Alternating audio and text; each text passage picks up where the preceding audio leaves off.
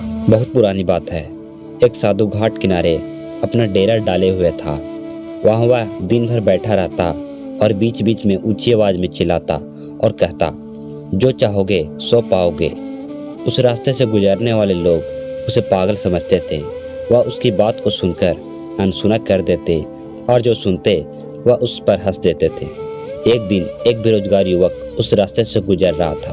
साधु की चिल्लाने की आवाज़ उसके कानों में पड़ी, जो चाहोगे सो पाओगे, जो चाहोगे सो पाओगे। यह वाक्य सुनकर वह युवक साधु के पास गया और उससे पूछने लगा, बाबा अब बहुत देर से जो चाहोगे सो पाओगे चिल्ला रहे हो, क्या आप मुझे सचमुच वह दे सकते हो जो मैं चाहता हूँ?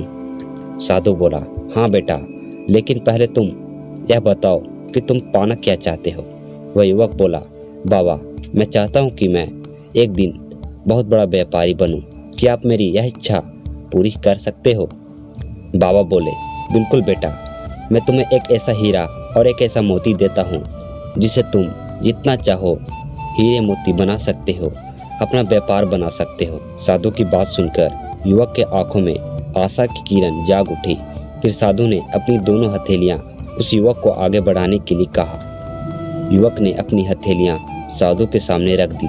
साधु ने पहले उसके एक हथेली पर अपना हाथ रखा और बोला, बेटा यह इस दुनिया का सबसे अनमोल हीरा है जिसे समय कहते हैं। इसे जोर से अपनी मुट्ठी में पकड़ लो। उसके द्वारा तुम जितना चाहो उतने हीरे बना सकते हो, जैसा चाहो वैसा व्यापार बना सकते हो। इसे अपने कभी भी हाथ से निकलने मत देना।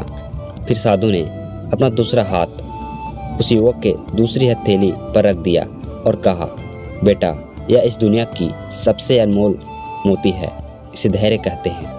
जब किसी कार्य में समय लगने के बाद भी आपको परिणाम ना प्राप्त हो, इस धैर्य नामक मोती को धारण कर लेना। यदि यह मोती तुम्हारे पास है तो तुम दुनिया में जो चाहो वह हासिल कर सकते हो।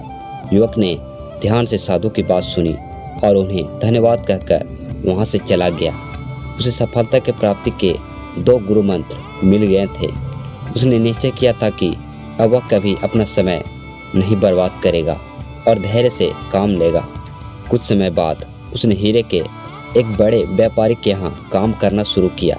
कुछ वर्ष तक वह दिल लगाकर व्यवसाय का हर गुण सीखता रहा और एक दिन अपनी मेहनत और लगन से अपना सपना साकार करते हुए हीरे का बहुत बड़ा व्यापारी बन गया।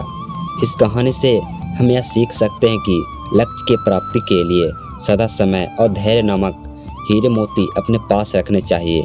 अपना समय कभी व्यर्थ न जाने दे और कठिन समय में धैर्य का दामन बिल्कुल न छोड़े, तभी आपको सफलता प्राप्त होगी।